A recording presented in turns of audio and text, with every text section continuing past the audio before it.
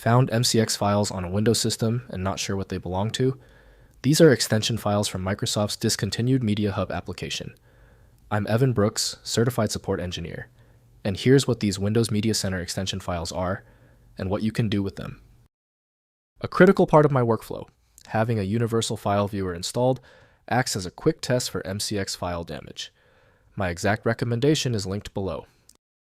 MCX files are extension files associated with Windows Media Center. The Media Hub application included in older Windows versions. They contain extension registration data and configuration information that enabled third-party add-ins to integrate additional media sources, content services, and functionality into the Windows Media Center interface. MCX files use an XML-based format, storing extension metadata, including application identifiers, entry point paths, registration categories, capability declarations, and user interface configuration. The format follows the Windows Media Center extensibility framework for registering hosted HTML and MCML-based media application extensions. For full compatibility with MCX, use the proprietary Windows Media Center developed by Microsoft Corporation. To ensure the integrity of the system files, a dedicated utility should be used instead of Windows default. Windows offers restricted visibility, so interacting with the plugin depends on compatible software. The first action is critical. Right-click your MCX file and select Open With. Use Windows Media Center if it is installed. If it's not available, select another program. Don't stop until the file successfully opens. If the MCX file is still refusing to open, it's expected. Since that didn't work, we need a targeted approach. Follow me through these 3 critical actions that will help us isolate the cause. First, viewing file contents. Open the MCX file in a text editor like Notepad++ or Visual Studio Code to inspect the XML extension registration data.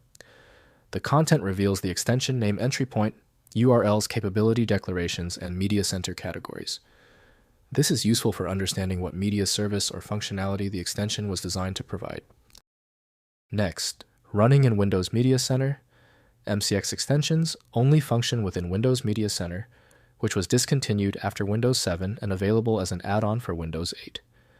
If running a compatible Windows version, launch Media Center, and the registered extension appears in its designated category. Double-click to install unregistered MCX extension files in Media Center. Finally, alternative Media Center software. Since Windows Media Center is discontinued, consider Kodi or Plex as modern Media Center replacements.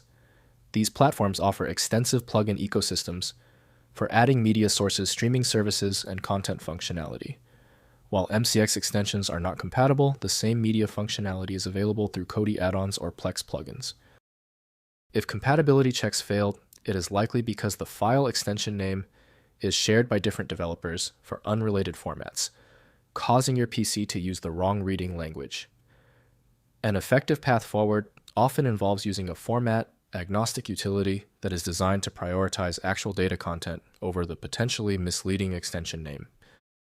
When you need a guaranteed result, I strongly recommend FileMagick.